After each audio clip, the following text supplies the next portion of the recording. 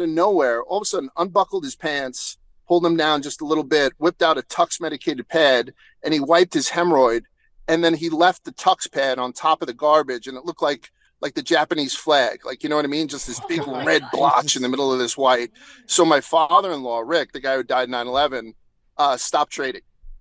Stop trading. And he said, Danny, don't ever wipe your ass in my crowd again. If you do, just give me your ped. I'll give it to this kid, meaning me, and he'll get you a good and he'll get you a good match.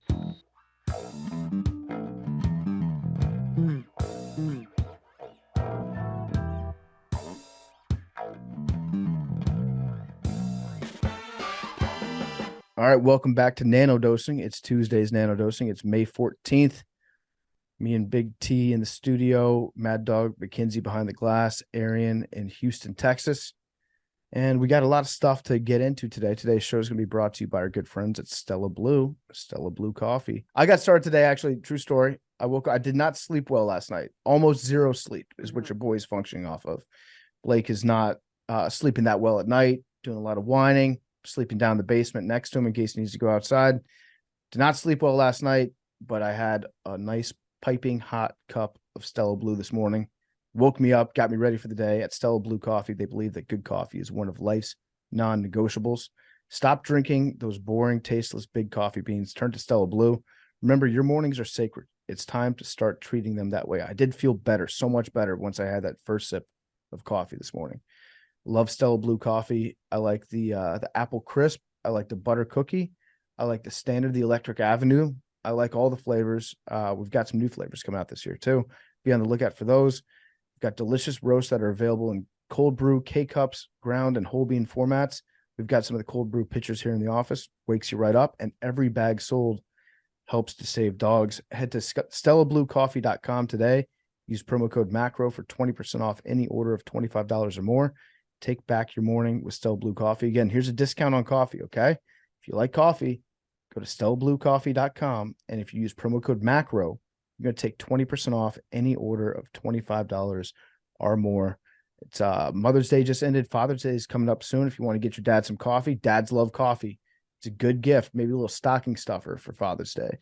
Get some Stella Blue Coffee. Your dad will absolutely love it, and we're going to save you 20% when you use promo code MACRO at checkout. Let's go. I can't believe I just started macrodosing with a let's go. I'm really low on sleep right now. Very low. Last 3 nights, bad sleep for Blake. We're upping his meds, so we're going to hopefully get some good sleep tonight. So we're back. We got a lot of stuff to get. Wait, you're not getting sleep because of Blake? Yeah, because he's staying up all night. He's a puppy, so he wants to go run and play, and he's restless, and he's just confined to his crate for almost all the day. He's basically in prison. He's in lockdown. And so I can let him out, but I can just let him out to go outside, use the bathroom, feed him, give him some scratches, do his exercise, his physical therapy, all that shit as he's recovering.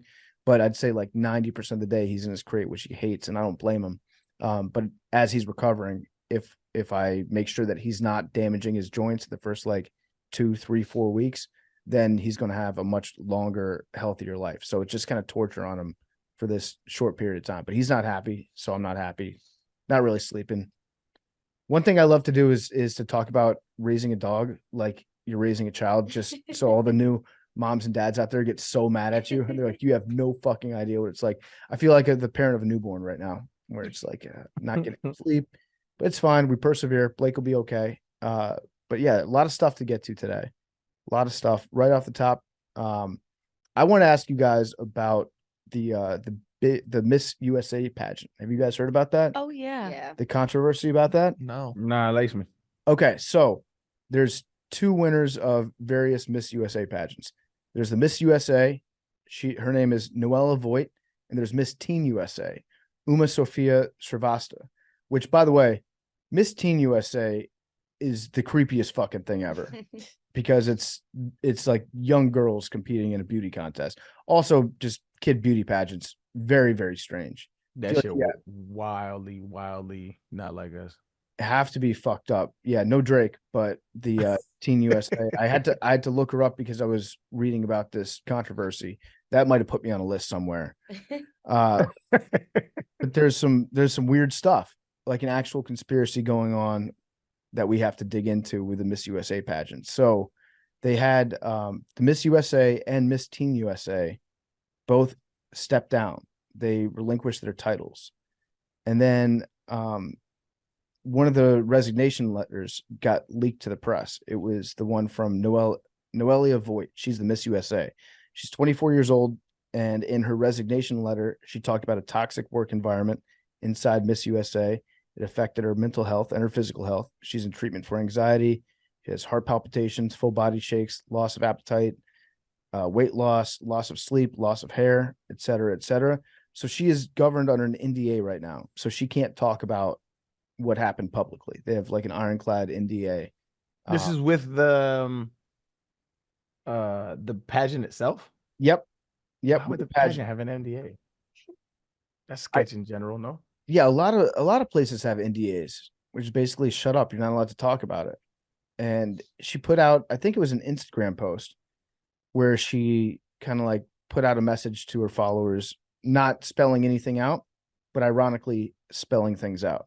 So she didn't talk about any specifics, but the first letters of every word in her post spelled out, I am being silenced. Or is it I am silenced? Yeah, it's I am silenced. The first letter of each sentence. Yeah, I am silenced. And so now people are wondering what's going on with the Miss USA pageant. I think that's pretty fire, though. I mean, just creatively. Yeah. She's like the Riddler. Yeah, she's dropping clues. It's like the Zodiac killer. And the Miss Teen USA said, my personal values no longer fully align with the direction of the organization. So nobody knows what's going on. They're under these NDAs, so they can't talk about it publicly, but they're being silenced. And this, to me, just speaks to the fact that beauty pageants are fucking weird. Really strange stuff. Is there a prevailing theory on why these two have resigned? I think that there's a lot of people out there that are trying to connect a lot of dots and figure out what's going on. But I don't know. I don't know what the theory could be behind this. My one theory would be that would it shock anybody to know that the leaders of the Miss Teen USA pageant are a bunch of fucking weirdos and creeps? Seems like the most likely explanation. Yeah, people whose entire mission statement is to judge the beauty of teenage girls might be the type of people that would be really into the beauty of teenage girls. To me, that's what it feels. I never understood the concept behind it. Like, what do you do if you win a beauty pageant? You ride in cars and parades, right? You lead a lot of parades and you wave at a lot of people. You probably talk to elementary schools. So like you're just pretty. I mean, is that? I've never actually watched one. I have no idea what goes on. Don't they make them? There's like a portion where they ask them questions about like the Middle East and shit. Yeah. Yeah, they ask them questions, not always about the Middle East, but yeah. There's some great answers out there. Some great viral answers of people trying to talk about like world events. Right. Oh yeah. My God, I saw one about word salad. Mario Lopez. Do you see the one Mario Lopez asked that shorty that one? She goes, and such as. Yep.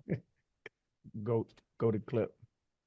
So apparently people are pointing fingers at this person named Rose, and Rose, she runs she's the leader of the Miss USA organization. Her name's Layla Rose. And so the theory is that she leads by fear. She's scared them into silence. And people are saying that, well, there was an anonymous source that talked to the New York Post, and they said that Rose treated Srivasta, that's the Miss Teen USA winner, so badly that Srivasta's parents refused to let her speak directly to their daughter. It seems like just a very controlling organization where it's like, okay, you're going to make me money for the next year.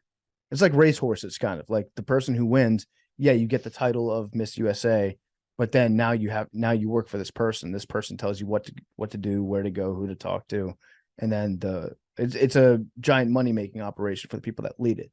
It's not about that actually. What is the usual launch pad from or for? You know what I'm saying? Like, so you win Teen USA or whatever, and then what does that, like? How is that attractive on your resume for what field of?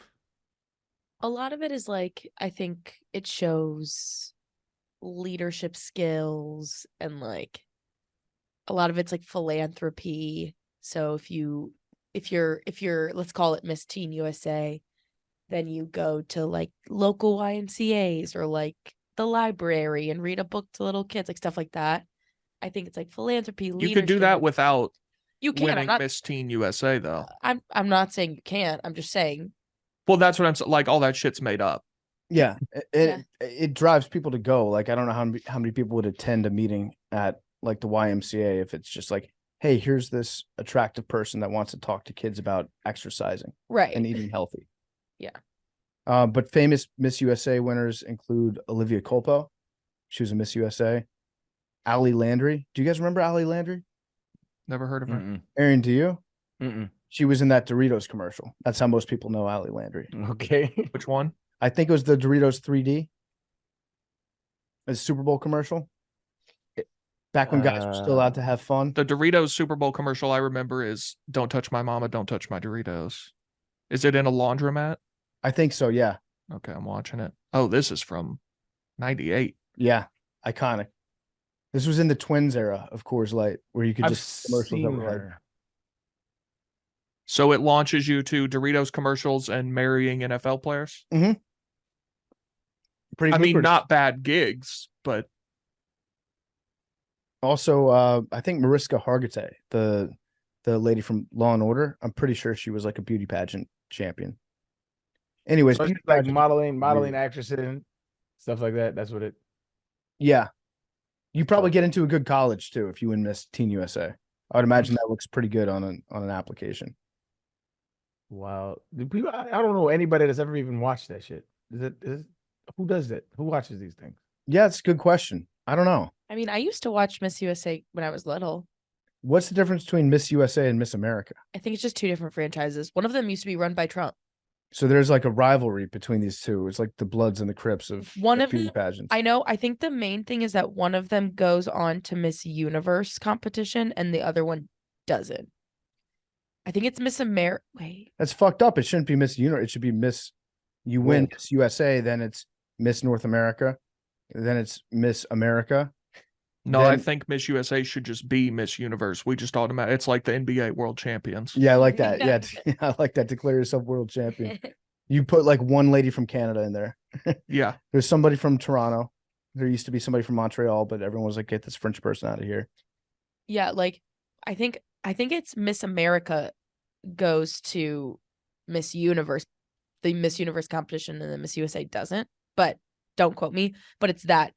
That's the thing. One of them goes to Miss Universe. Actually, I think it is Miss USA because Olivia Culpo was Miss Universe. Oh, she was? Yeah, Queen. She beat Mars? She beat Mars and Neptune. Miss Solar System? Yeah. Miss Milky Way? You expanded out? What about alternate universes? It's just this universe. Right. Yeah. Anyways, watch this space for more developments in the Miss USA. It feels like this is just starting, and there's going to be more stuff that comes out. Sounds like it was probably just run by a lady with an iron fist, and she was total jerk to work for. Who knows? It's a fire call letter. I am being silenced or whatever. That's dope. It's like some prison shit. I like it. Yeah. They should all resign when they win. You've already won. It's like the NCAA telling Louisville you didn't win the national title. Like, okay, we all saw it. Well, no, that's a good point, Big T, because if somebody wins like the NCAA tournament, UConn, and then you spend the next year just being paraded around to like talk to people and somebody tells you where to go, that part of the job sucks. Right. You already did the good stuff. Exactly. The cool stuff. So you're absolutely right. They should resign once they win. And you still are You won. You won Miss USA. Exactly. Yeah, but you just didn't want to do all the bullshit for this lady that's going to abuse you. I was going to say, yeah, like once you win Miss USA, then it kind of sucks. You just have to like kind of be like toted around. Like there's no fun in that anymore. Win and quit. Yeah. Yeah, I think people don't want to win Miss USA to do the duties of Miss USA. It was like Trump. Trump didn't want to perform the duties of being president. He wanted to be president. Yeah, he should have resigned the day after he got elected. Be like, I did it. And let just Pence take over. Yeah, let Mike, if he had the courage. If he still has the courage. Yeah. Yep. But there's a bunch of controversial moments in Miss USA history. We can go through the list of them if you guys want, because I did a little background research on Miss USA, and it's a bunch of fucking weirdos that run this whole thing. Or we could just stay tuned to this space and come back to it as more information comes out. Let's stay tuned. Okay, let's stay tuned to this space. Good call. Big T, you sent over some topics in today's sheet. Want to get to them? Have y'all seen this Ashley Biden thing? Yeah, her journal, right? So I had not heard of this till today. You didn't hear about her journal? No. Yeah, this has been in the news for a few years. Yeah, I had no idea about this. But so she confirmed she wrote a letter to the judge in the case of the person who stole it, I guess. Yeah. And so there were, I guess it had never been confirmed that it was actually hers, but she wrote a letter basically asking to prosecute this person to the fullest extent of the law for taking her diary. Mm-hmm. So she confirmed it's hers, and in it, she says she believes she was molested. It does not say by who, and also that taking showers with her father was probably inappropriate. Her father being President Joe Biden. Yeah. So she said at one point, "Was I molested?" When she's in that segment, I think she's talking about like how she had a fear of going over to a specific person's house. Yeah, I don't think that part is about Biden. Yeah. Then later on, she says, at a young age, showers with my dad, probably not appropriate. So yeah, it is hers. I think it's been like pretty well known that it's hers, but yeah, she did confirm it. Turns out, I don't know, like dads, I don't think most dads sound off in the comments. You ever taken a shower with your daughter? Oh yeah. I don't know. I got 2 daughters. Yeah, of course. There comes a certain age where you stop for sure. But which I would say is before they're old enough to remember it.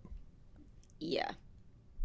I'd agree. Yeah, I mean, I shout like for instance, like my daughter's 6 and like she's like you can't trust her to wash herself. She won't do it, right? And so you have to shower her. Like so I shower her, like so I won't be naked in there, but I'll wash her down. But that just is what it is. I think that's just part of being a parent. We were talking to Julian Edelman on Part of My Take the other day, and he was talking about how Tom Brady wouldn't shower with the team afterwards. And they said that on the roast of Tom Brady a couple times. To me, it's such a weird part of the NFL that never gets talked about. Is like after the games are over, the guys get together in the shower and they just wash, they just hang out. Wait, say that again? I don't think I heard that correctly. So after a game in the NFL, the entire team takes a shower, right? I mean, yeah. Yeah, together. Here's my question. I mean, we're not all under one faucet. Why don't we have dividers? Why can't there be just dividers in the showers?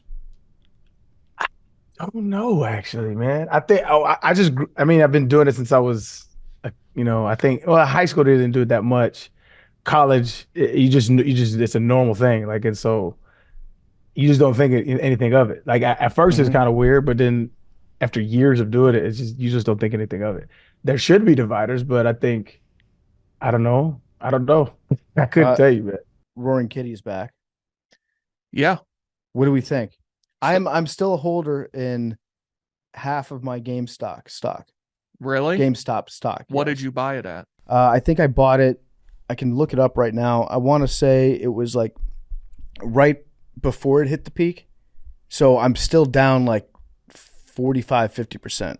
Oh, so what you bought it at like what did it got up to like over 100, right? It got up really high, yeah. But when I bought it, it was like on the way up, and then I was like, I'm not selling it. And then I sold some of it. I sold half of it when it came back down to about what I bought it at. So I broke even on that.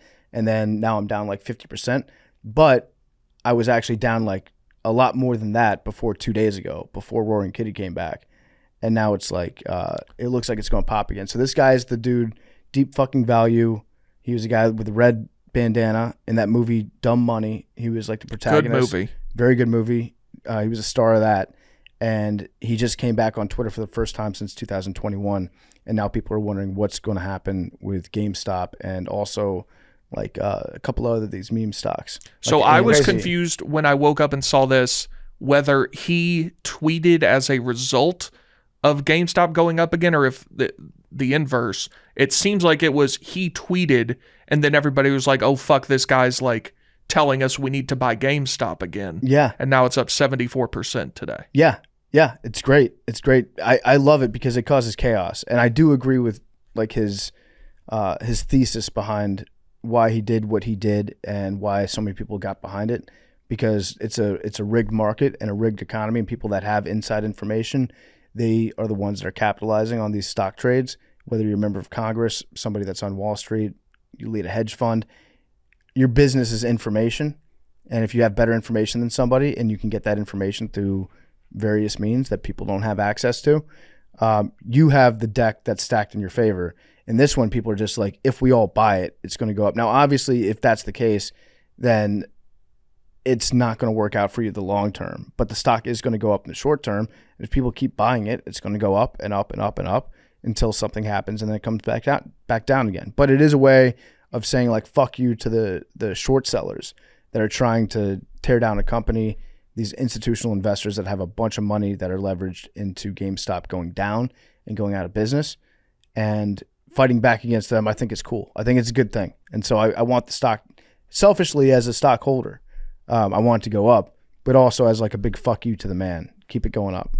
So real quick, so the Roaring Kitty. So who is this dude? Because like this tweet has all kinds of impressions, 18 million. I don't understand. I don't really understand it. So he led the charge in GameStop back in 2021. He saw some underlying value in it that was being negated by people that had short positions. Like these big hedge funds were essentially betting on GameStop to go out of business. So they would go on TV and they would say, this is a bad stock. I don't see good things in the future.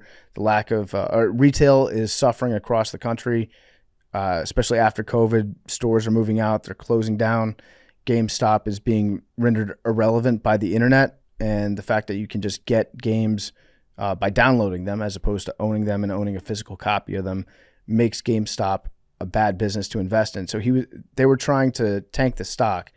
And then this guy saw underlying value, saw a bunch of people that were trying to drag it down and said, fuck these people. I'm going to buy a shitload of stock in it. And I'm going to do Twitch streams and other live streams explaining why I like this stock, why I think it's going to go up. And he like started a movement behind it where people started to have his back. More and more people bought it. And then now you're driving some big financial institutions to the brink of bankruptcy and insolvency by pumping up the price of the stock that they thought would go down. So like when you short a stock, if you were to look at GameStop right now and you say, what's it at, like 30? 30. If it's at 30 right now and you think within 6 months, I think that this stock is going to be at like $4 a share. I think it's going to go way down.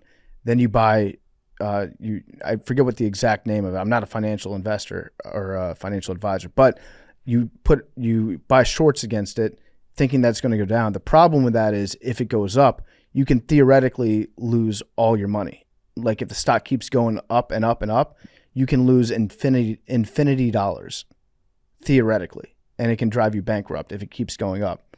If it goes down to what you said it was going to be, then you can make a lot of money doing that. But when you take a short position, then you declare that you have a short position in it, and then you're allowed to basically go on TV, go in the media and slander it and talk about how shitty of a stock it is and how you think it's going to go down, as long as you disclose that you have a short position in it. It's okay. So my man's ain't been on Twitter since 2021. Which is when this whole thing popped off originally. When it started going crazy. Okay. And then he comes back today, he tweets a dude sitting up in his game chair. And then he tweets a whole bunch of cryptic like movie videos that are like, dope scenes or whatever. So do we know what is a reference to? Is he talking about the GameStop thing, or is he alluding to something else? I don't know. That's the beauty of it, is people are speculating what could all this mean, and it's just generating more excitement, and then more people are buying it because they're like, oh shit, this guy's back. It's a really fucked up way to look at this. Really like we've spent hundreds of years perfecting, or over 100 years perfecting, like the stock market and the rules and reasons behind why stocks go up and down. And we've written all these things into legislation, but it can all be tossed into a garbage pail if one guy with a red headband logs onto Twitter and is like, I'm going to post a GIF of Thanos. And everyone's like, oh, I think this is good company. Like the dude has nothing to do with the actual company, but everyone's like, oh, it must mean something. So now you're betting on whether or not this guy actually has something behind the scenes. Or it's also a possibility that he definitely owns GameStop stock, and he knows that by tweeting about it, the value is going to go up, and then he can sell his shares and make a shitload of money off it. So basically, this Roaring Kitty thing is a competition of people that think that the stock market is a casino against large institutional investors that treat it like a piggy bank because they have better information than everybody. I like it. So, yeah. They're also kind of treating it as a casino, though. I mean, they're down $1 billion. Yeah, I'd say that the institutional investors don't really treat it like a casino because they have inside information. So they treat it like investment. They'll get whatever info via any means necessary to make their money, make their clients money. And then people that are on the outside, we all kind of we're playing a rigged game where people with the better information than us and high frequency volume traders, they are able to execute trades faster than anybody else. So we're kind of at a disadvantage compared to those people. And so we're just saying, okay, if you buy all this, it's going to go up. Stocks only go up. And then you can make some money off it that way. And then when that happens, they'll shut down the trading on it and you can't make any more money. Exactly. So they did close down trading on it because it was volatile, because there was such a high volume coming through, which happens it's not like infrequent that it happens, but if a company is going through like some crazy shit, then they will shut down trading on it. In this case, the crazy shit happens to be one guy with a bandana that likes to drink beer on camera, sending out a tweet that nobody understands. They're like, well, this is crazy. Got to shut it down. Can't have the little guy making money. Did you see the meme I sent the group of Nancy Pelosi on the phone saying, who the fuck is Roaring Kitty? Yeah. Made me chuckle. Who in Congress, there are a bunch of people that have just abnormally successful trading history, right? So it's the Pelosi's, obviously. Yeah, there's a website where you can track all of them. She's up like 100 M's from it, ain't she? Some crazy like that? Yeah, she's up a lot of money. What a fucking how does she talented keep getting trader. How does she keep getting reelected? There are a lot of people like that in Congress that I don't think that they've done anything, but they have that name recognition. So people are like, yeah, you know what? I'm going to vote for the person I recognize. I think they've done a good job. Nah, man, that shit is easily cooking the books.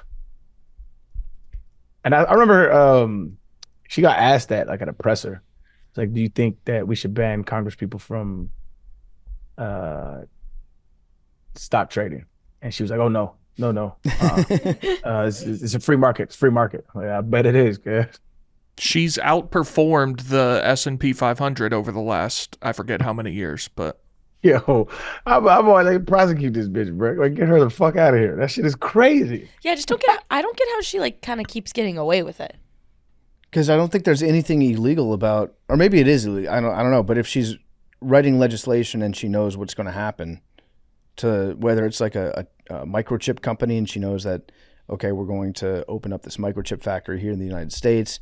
If it's knowing that they're about to ban something from China that's coming through. Hang on. That's absolutely illegal. Yeah. But the people that would prosecute her for it are the people who are also doing that. Yeah, so why isn't she in jail? I just told you why. Because the government would have to go after her, and they're also doing it. All right, so members of Congress with the best returns in 2023. Brian Higgins from New York is up 238%. Mark Green from Tennessee up 122%. Garrett Graves, Louisiana, 107. David Rouser from North Carolina up 105%. It's yeah. I'm shocked it's that little, honestly, at the top. This is a bipartisan thing. Well, I think yes, they're all doing it. Yeah. It's like when you copy answers off of your friend's tests. It's like you have to get like 2 or 3 wrong to You got to fuck it up a little bit. throw your scent off. Yeah, 200 was that first one. Up It's like 238%. 238.9%. You're doing a little bit too much. Like that stands out. And in a classroom full of cheaters, you're cheating the most. I guess it's a good gig if you can get it. But yeah, I'm thinking about buying more GameStop. I'm thinking about it. I didn't buy enough first time. That's my big regret. I lost some money trying to get into the GameStop AMC thing, so I think I'll stay out this time. Some people are speculating that Roaring Kitty's about to put out a new meme coin. I hope that's not Is that still a thing? I think he's too smart for that. That would, yeah, I think he is too. That would be disappointing if he became a shitcoin guy. I would feel like big fall off from him. Didn't you have like Dogecoin or some shit like that? Yeah, I bought Doge. What's that? What's that sitting at now? I sold part of it and made some good money off it.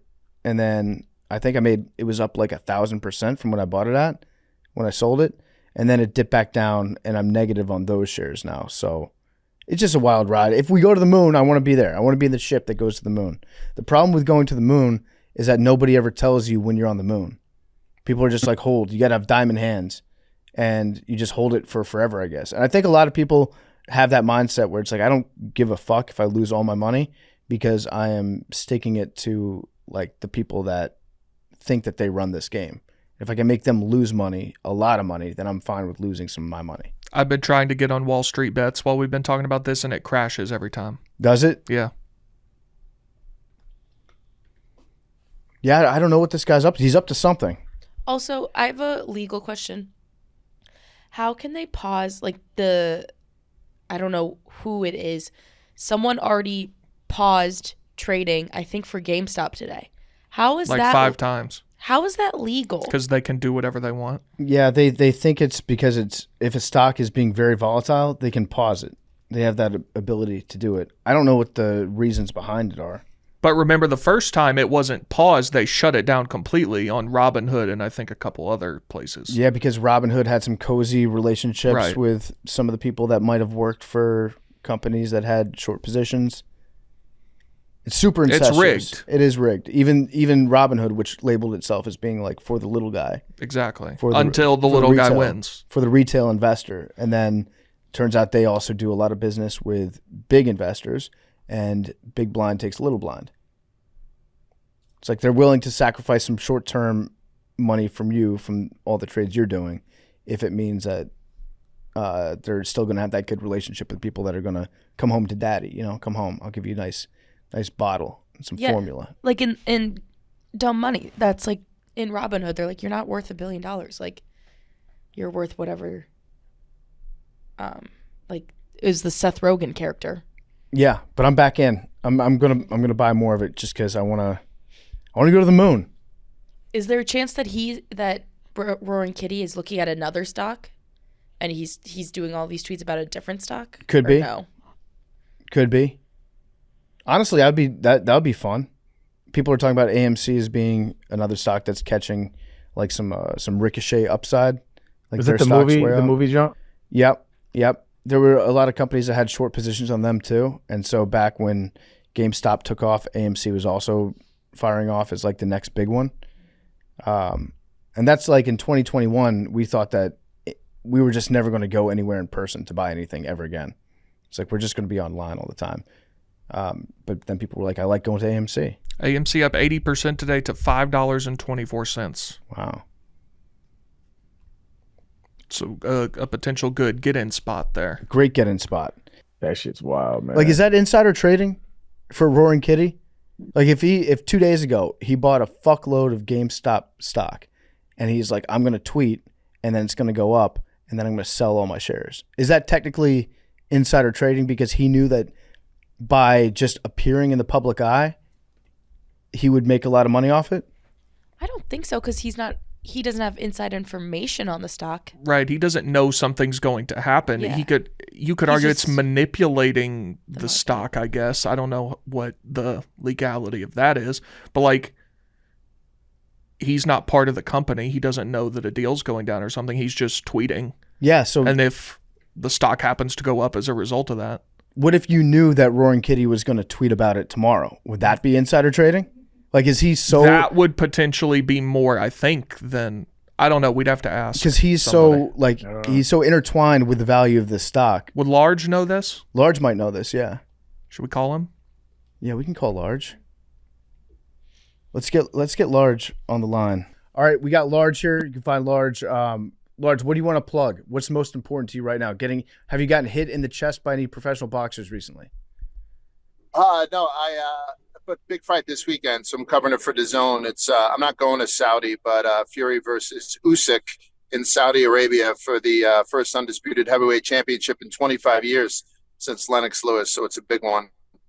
Tune in on Saturday for that. Who's going to win? DAZN's been back, so I've been doing a lot of boxing. I like it's actually pick 'em. Like it's I think Fury's minus 115 and Usyk's plus 100, so it's basically a pick 'em.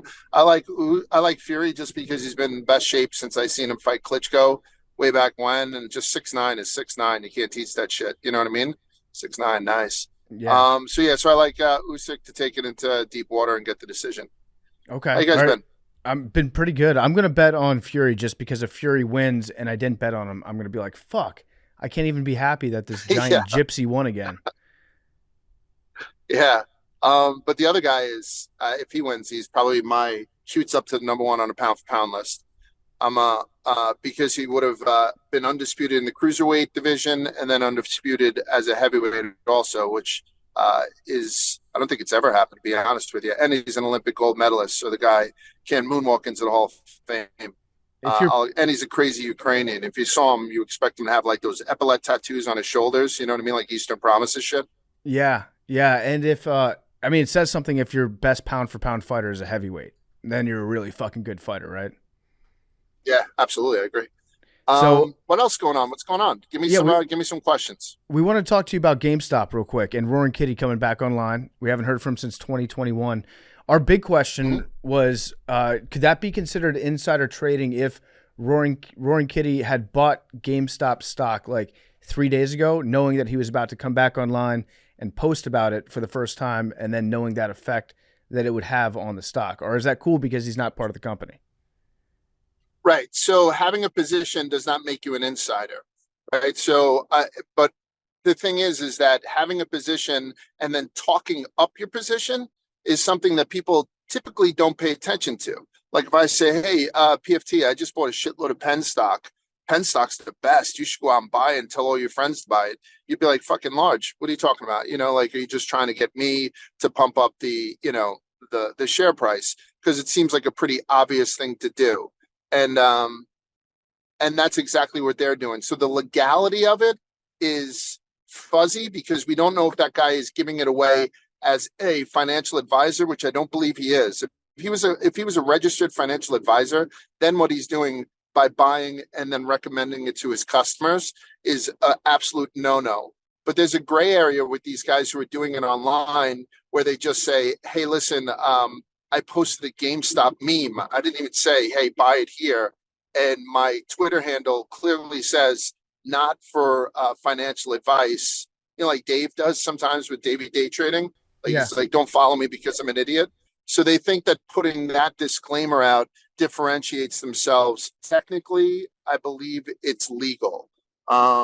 It's not moral, and to follow it normally would be stupid. But since it worked out so well the last time, and I can get into like difference between long and shorts if you guys want to, but since it worked out so well last time, people can't fucking help themselves. Yeah, I'll just take a flyer and see if this thing goes up 200% and then get out of it. So that's why we have the stock acting like it's acting today. Yeah, we were talking about how like Roaring Kitty is so intertwined with the success of this stock that it'd be reasonable to think if you're Roaring Kitty that if you just tweet out a random GIF and you come back online and you mention GameStop, that that the stock is going to go up because of what you just posted online. So let's take it one step further, where if you're like Roaring Kitty's friend and he told you, hey, I'm about to post online for the first time in 3 years tomorrow, and then the stock's probably going to go up because people will be like, what is this all about? And you knew that he was going to post, and you use that information to buy GameStop stock ahead of time. Is that legal? I feel like it would be legal, but also with I don't know, everything's so nebulous now where if you know that something's about to happen that will dramatically increase the price of the stock, could you get in trouble for just doing that? Yeah, so the whole idea behind that is you're saying that something's about to happen. It's not, right? Like, so Roaring Kitty could have bought a bunch of slug of stop yesterday, put out this meme, and everyone been like, fuck that guy. That trade's over. And then nothing would happen, right? Like this isn't like a guaranteed trade where he has insider information that, all those Funko Pop dolls they have on the fucking shelves are filled with the cure for cancer. There's nothing in this that is a guarantee. So you're still technically at risk, no matter how much he's talking up his own position. And again, I'm assuming, like you are, that he does have a position. I mean, he'd be an idiot not to, right? Because that's, how they made so much money. So I know that after 2021, they did start to crack down on people who were saying that they were not financial advisors, but spent their whole big platforms just giving out quote unquote financial advice, right? Like whether it be, buy a Dogecoin, even though they don't even know what it's about. Nobody does. So even though it's nonsense, they still continue to give it out. So I don't know where we are in the legislative part of this process since it's so new. I just know that technically it's not insider trading because he has no insider knowledge of the company. Like Yeah. he may know, hey, listen, I'm 100% sure that once I get this tweet out, this thing's going to go fucking bananas. So PFT, you're my closest friend. Buy it with me today. I'm dropping it at 9:30 tomorrow, and then let's just watch this thing go to the fucking moon. I don't believe that's illegal, only because there's no guarantee that it's going to go to the fucking moon. Just because someone named Roaring Kitty says so. And I can't believe it is going to the moon because Roaring Kitty says so, because Ken, this stock is not a very good stock. Like GameStop's, it's not United Asbestos, but it's certainly Radio Shack. Nobody needs it anymore. So, the bulge bracket firms, places I used to work for, have all gotten comfortable on the short side of this thing again, meaning they sold stocks that they didn't own. So they have a short position, hoping that stock goes down. And they're taking advantage of that. They're squeezing the shorts, meaning they're getting enough people on the buy side to start to run the price up to the point where these bulge brackets will just be like, fuck this, let's just get out of it. And then they'll buy it back up higher. And those people who establish long positions like Roaring Kitty can then obviously flip out their long positions at a higher price. So they bought low, sold high, where the bulge brackets sold low and bought it back high and lost a bunch of fucking money. I don't mean to slow it down into babyish terms like that, but that's exactly what's going on with GameStop right now. And all the liquidity has been sucked out on the sell side. There is no liquidity on the sell side in GameStop now. Every market has two sides, bids and offers, where people are willing to buy and where people are willing to sell. Roaring Kitty, lifts his head up. Everybody who's around on the sell side, whether they were short or long sellers, have headed for Z Hills. They're not going to stand still and sell this fucking thing. So if you are trying to buy it, instead of being able to buy it in a reasonable, a reasonable spread, like within a couple of pennies, you're now paying up, and it's running the price up. So I have to imagine that I have to believe that the institutional investors at the big fat cats on Wall Street learned something from 2021, and they are going to use that knowledge into how to deal with this if it's happening again.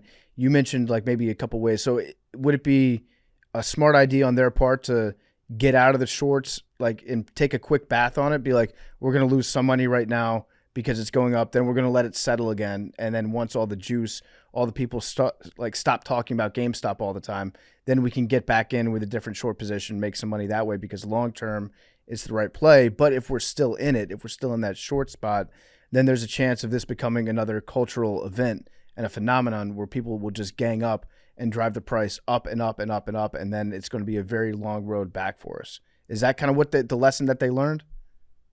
Yeah, there's two ways to play that. Like you said, you can avoid, because everyone's like GameStop and AMC. Those are the two that probably jump to mind most recently. But there are 1,000 GameStops and AMCs out there that they can still lean on. They can press their shorts with. So that Roaring Kitty just hasn't looked at yet. So they can either do what you say and say, you know what, if this madness is going to begin, let's take a bath. We've made money in the stock. Obviously, we've made money pressing the shorts for, since whenever, 2022. Let's just get the fuck out of it and jump into another GameStop. I don't know what that is necessarily, but, like just jump into the next GameStop that Roaring Kitty's not talking about. Or they could say, listen, we're bigger and we can outlast the meme crowd, and they can press shorts too. Start offering big size on the offer all the time and start pressing that stock price down. And then what they're doing, instead of squeezing the shorts, they're hammering the longs to where the casual guy who yesterday spoke to Roaring Kitty and it was like, you told me to buy this thing at fucking 15 and now it's at 10. I can't do this. I'm selling. Mm-hmm. When they tried to do it the first time with GameStop, the meme crowd was a hell of a lot stronger than they expected. So they wound up taking even more of a bath by sticking to their shorts. I don't know if that trade is still the same right now. So, I mean, if I were them, I would probably do the first thing that you said, just to, move on, because it has no, like, it's not sensible. I don't know how to fucking analyze that or, like plan any kind of levels and shit. So I would probably do what you do, but I would also love to see them just to stand up, say, hey, listen, we've got billions in the bank. Let's start pressing the shorts and teach these little punk ass kids in their basement a little fucking lesson. I think that's another way that they could do it. I don't know which way they're going now. It seems like from today's price action, everyone's taking a breather on the sell side, like you're saying. But whether or not they decide to be like, that's enough, this thing is not a $60 stock, let's just start pressing it now.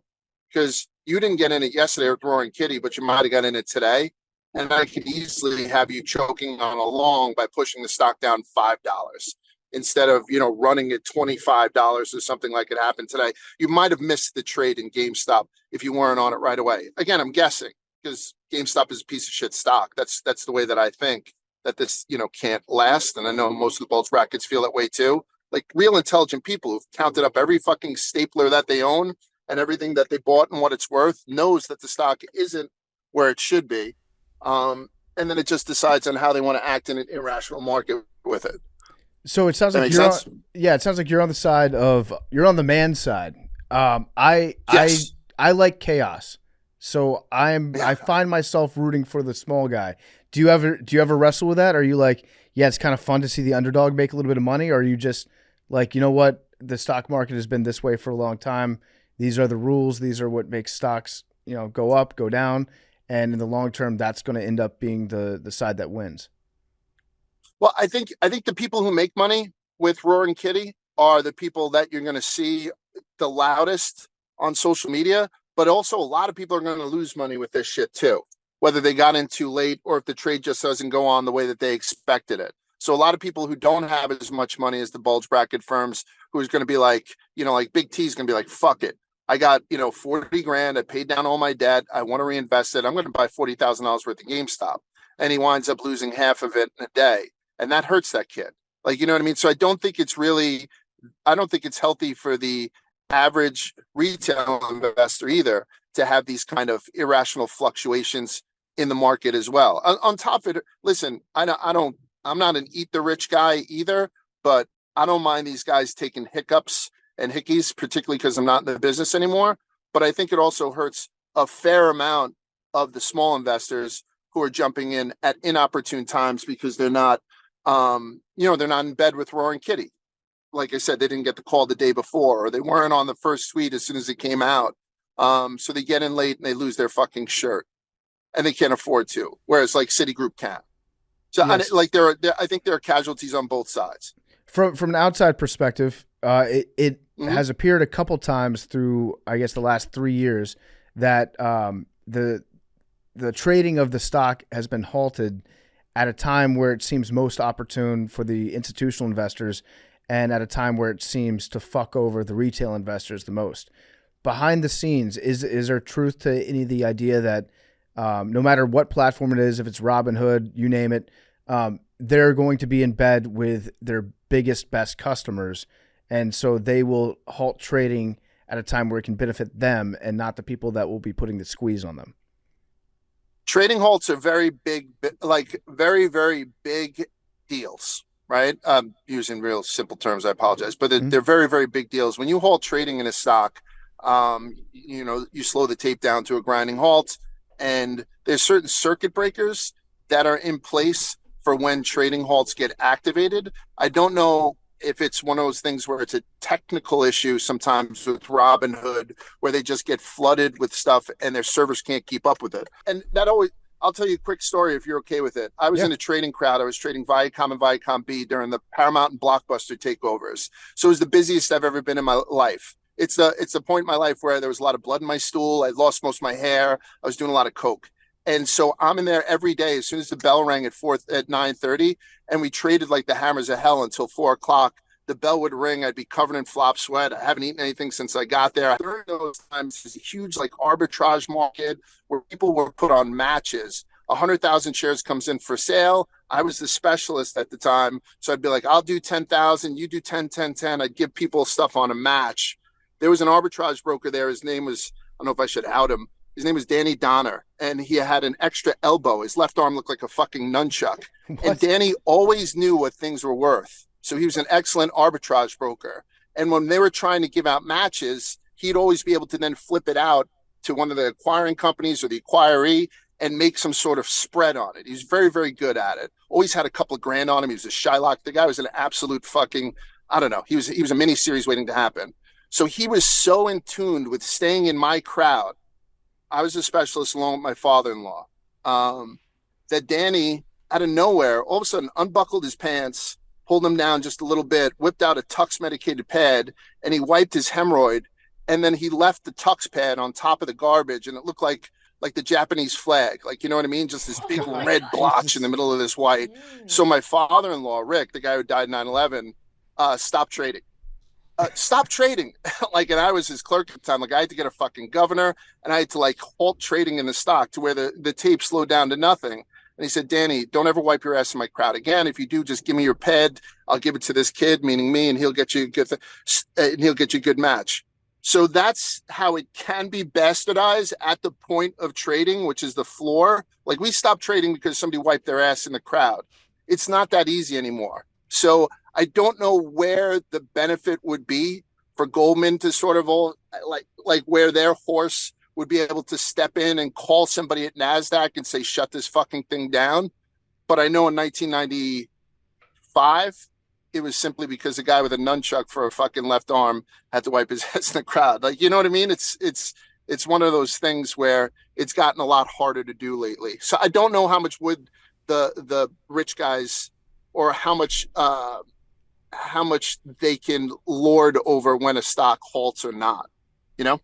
Yeah, but it does seem like it'd be beneficial to just take like all the buzz out of the moment. You know, if there's retail traders that are trading on a whim, trading based off vibes of a stock, if you just take the vibes away from them for a couple days, then the same excitement around that stock's just simply not going to be there when it comes back on.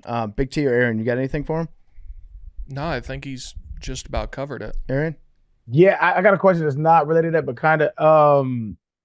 So we was talking about Nancy Pelosi earlier, right? And just like all of these congressional cats who have like this unbelievable record in the stock market, like, how is that not like? How is their record that way outperforms by any metric? How is that not evidence in itself that somebody's cooking books? Yeah, so that's government-sponsored insider trading. Those people are able to buy and sell stocks that they have a direct they have a horse in the race, right? They can approve and deny stuff that will affect the company that they're long or short incrementally. I don't know how that goes on. That's an absolute travesty. I don't want to say stuff out loud, but I've spoke to kids at Barstool about buying or selling stocks that, Barstool may have at one time been involved or not involved with. And I've told them, listen, guys, I don't think you'll get in trouble for it because it's such small change. But what you're doing is an offshoot of insider trading.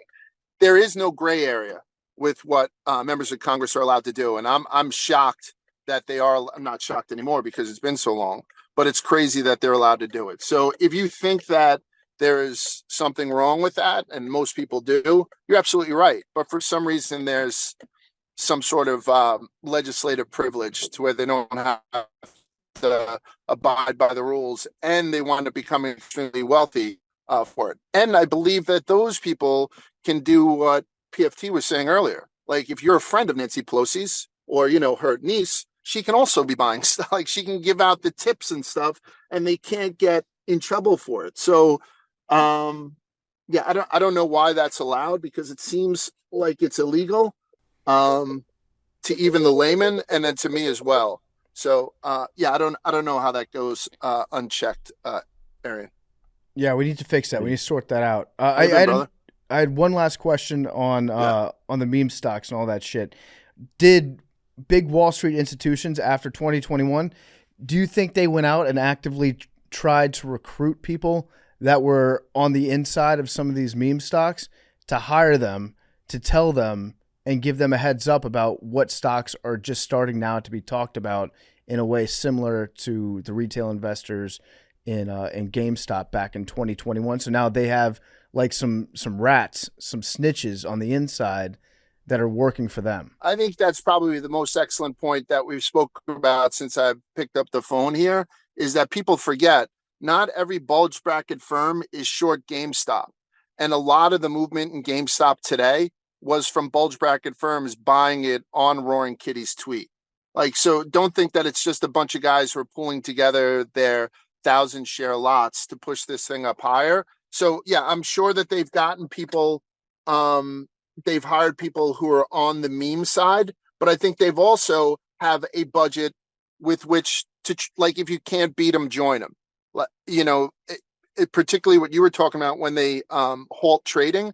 A lot of halting trading cuts down on momentum algos, like algorithms that play off momentum. This stock is moving in such and such a direction. This algo thinks that if it could push it just a little bit more, it can make a half a penny on 2 million shares real quick, right? So I think a lot of the bulge brackets are taken. So if you think the only people who are getting rich off of Roaring Kitty's calls are, not the mom and pops, the people who are reading the memes, you're absolutely wrong. A lot of bulge bracket firms in Wall Street are getting rich off of that as well.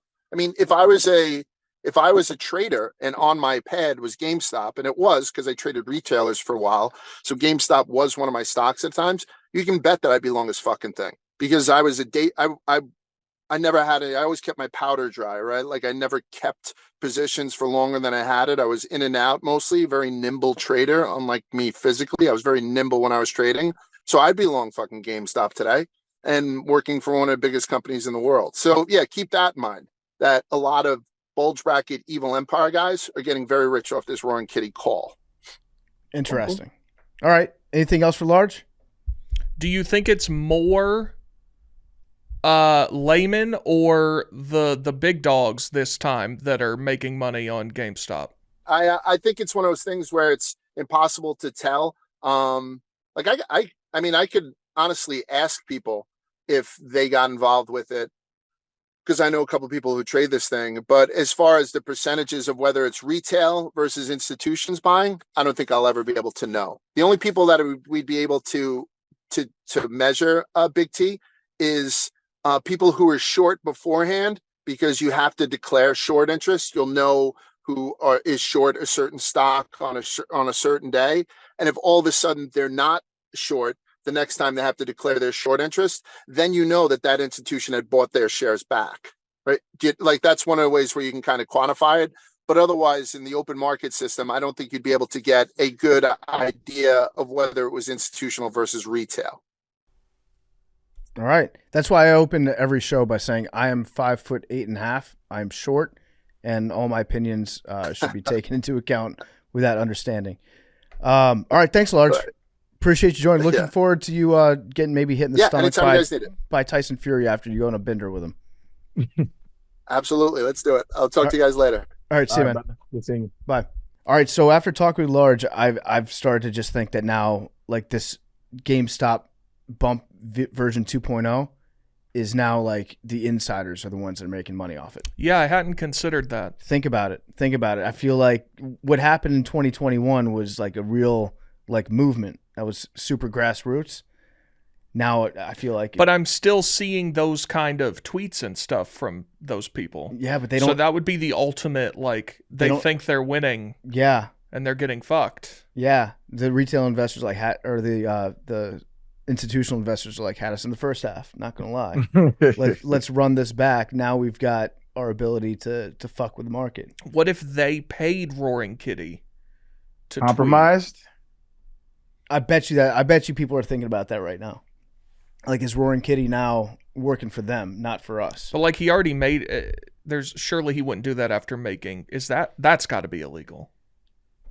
But like, to what Large said, and that's kind of what we talked about earlier. With him not being a part of the company, it's hard. You can't prove that this guy had like actual inside. The inside information that he had was that I think people like me talking about this stock, and it'll go up based off excitement. That's what I think will happen. Right, but that's only if you're going off, yourself. If you're getting paid by someone who already has a position in the stock, that's got to be illegal somehow. It might be like the biggest evangelizer for your stock. But maybe you could just still argue that nothing would have happened, so I don't know. Because now we're not talking about the actual stock.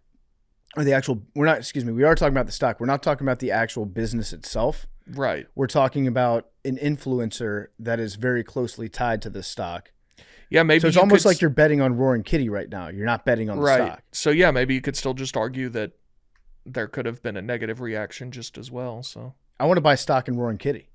Like if you had stock in Roaring Kitty a week ago, you're on the moon. He does numbers. This is the moon right now. Yeah. That was interesting though. His real name is Keith Gill. I thought he was like some kind of anonymous account, like on, like what is that? I guess it's like anonymous. The internet. I got the sleuths. Yep. I thought it was like that, but now he's like an actual human. Yeah, he makes videos and stuff. Got you. Okay, we're gonna jump into voicemails, and then we'll see you guys on Thursday for macrodosing. So we got listener voicemails. Hey, what's up, Macrodosing crew? This is Paulie from Boston. Just calling to ask, early 20s, a lot of people are telling me, kind of enjoy the time that you have. You're younger, you're starting your career, but there's so many different things pulling you in so many different directions. Families moving, friends getting married, life's changing. Just wondering what each of you have for, I guess, your stop and smell the roses moment. What do you do to really kind of slow down time and enjoy where you are in life? So I want to enjoy where I am, and I'm sure that all of you have had such fun, enjoyable lives. So I'd love to hear what that is. Stay gorgeous, stay handsome, stay beautiful. Thanks, guys. Bye. Okay, so I think that's a good question. It's like, what's your stop, and how do you get yourself to stop and smell the roses and to enjoy where you're at in life without like letting it all pass you by? I don't have like a great tip for that, but I'll tell you something that I have actively tried to do at every point in my life, which is to not worry too much about whatever you think the next step might be. So to me, that is forcing yourself to enjoy what you're experiencing at that time. It's like, if you're 22 years old, don't worry about how you're going to own a home when you're 30, about if you're ever going to get married, if you're going to find a job that you love. Sure, those are things that you should think about and plan for. But anytime you find yourself dreading whatever the next step is, try to cut out that dread and to allow yourself to not feel bad about the anxiety of the future. And by doing that, then you're naturally forcing yourself into enjoying the moment more often. It's not like you wake up every day, step outside, take like a deep breath, look at the sun and be like, I love this. Today is great. I don't think that's super productive, but if you can stop yourself from freaking out about whatever the future might be, then I think that's a good way to force yourself to enjoy the moment. That's a good one. I think what I'd like to do is like break up your routine. Because I think a lot of us go into autopilot with anything in our lives. And so like if you take the same route to work every day, like maybe wake up a little earlier and try a different route, shit like that can just like, rekindle your fervor for life in general. And then try shit that you don't really like to do or not don't like to do, but try shit that you're not really accustomed to. So like I used to think brunch was super uppity for the longest time, but then like I finally just tried it and I was like, oh, this is dope. I see why people enjoy this. Well, hang on. It is. You tried it once you got rich because you're uppity now. I'll take that. Brunch is poor people don't eat brunch. No, I wasn't born rich. You're not wrong about that. I didn't know brunch was a thing. Well, we just ate late breakfast because you know what I'm saying. It was what it was. You know what I mean? Yeah, Big T. That's not true. Like poor people do eat brunch. They just don't call it brunch. Like when I didn't have any money at all, right? But I'd be like, you know what? I'm still a little bit drunk from Saturday night. I'm gonna wake up and have a beer with breakfast. Okay. I'm gonna make burial and pour an ice cold Coors Light to my Cheerios. I really hope you've never done that. I did have burial one time. Yeah. But brunch, I would assert brunch cannot be consumed in your home. Brunch is the only meal that has to nah, be eaten somewhere else Nah. for That's it a to bad be take. considered brunch. Matter of fact, I was at Barstool. I had a go ahead, G. I had a the thing with Chef Donnie, Mm-hmm. and we learned how to he taught me how to cook I just tweeted it. What the fuck is it called? Eggs Eggs Benedict. Benedict. So I've cooked eggs Benedict. Had some mimosas. At like 11, 12, 1. Nah, you can do that at the crib for sure, bro. I think brunch is more of an event than a meal, I get that. Yeah, a little bit. Yeah, for sure. which is why it's uppity. Right. Brunch is the kickoff to a day, in my opinion. Like a Saturday. You know what I mean? Like yeah. like, I went to people ain't brunch go- on Saturday. Yeah, you do that. You do that when you meet up with the fellas or the ladies. You know what I'm saying? And say, hey, let's all get together. And let's go to brunch somewhere. Madeline, what time did you go to brunch? I went to brunch at about 1 p.m. Okay, that upsets me. That's not brunch. What is it? That's lunch. Okay, then what time's brunch? 10 to That's noon. breakfast. No. Yes. Noon? Yeah, noon. Noon is the start. I think well, one, I think brunch can be whenever you want it to be. But then it's not brunch. Yeah, it is, because I think brunch is also what it serves, because okay, I got a breakfast sandwich at brunch because I didn't eat breakfast, so that was my first meal of the day.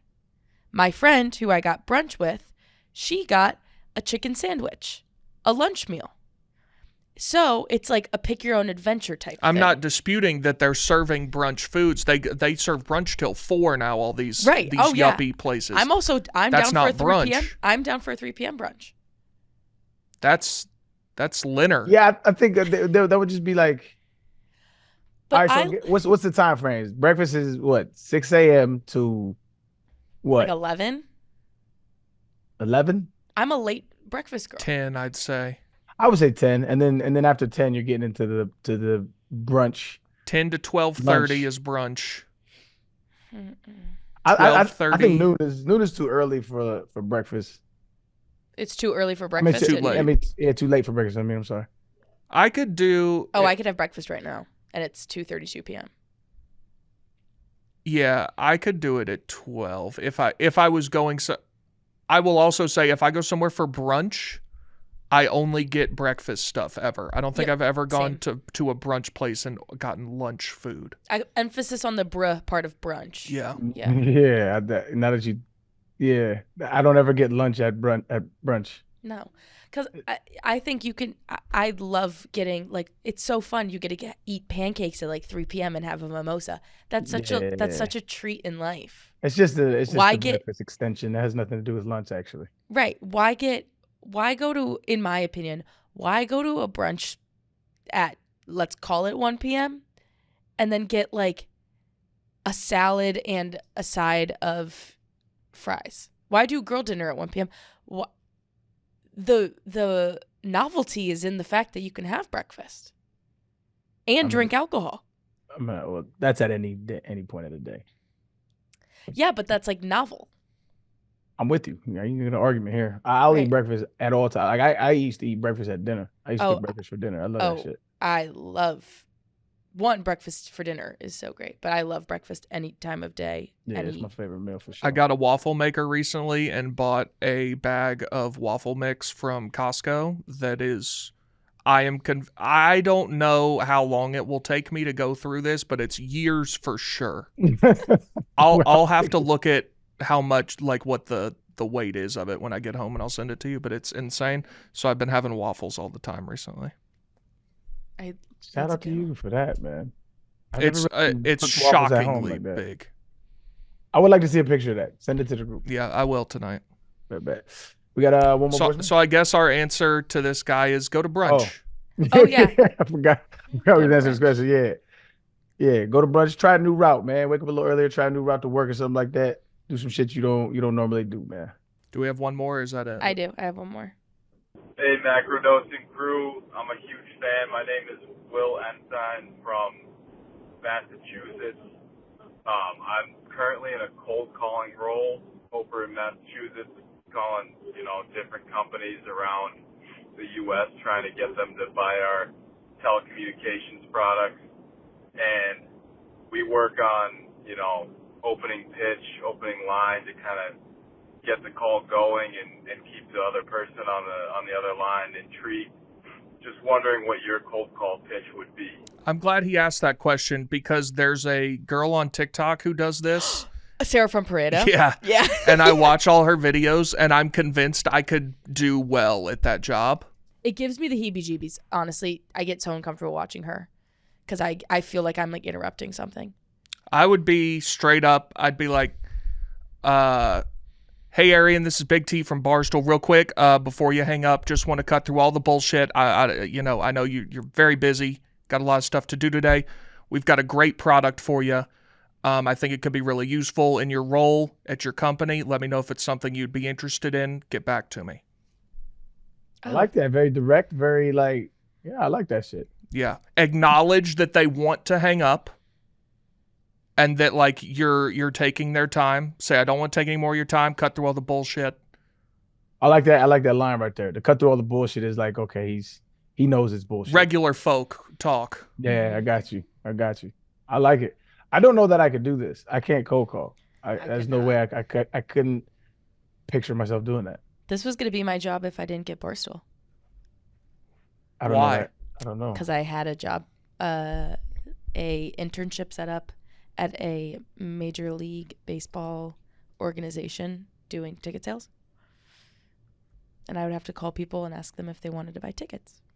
I will say I get emails from a couple Major League Baseball teams that I've bought tickets from, and they're trying to get me to, and I hate those people. So I guess I'm not envious of people who have to do this. Yeah, but that was like my backup plan. If I didn't get Barstool, I was going to go work for a certain MLB team. I had to block the Washington Nationals from calling me the other day because they've done it so much.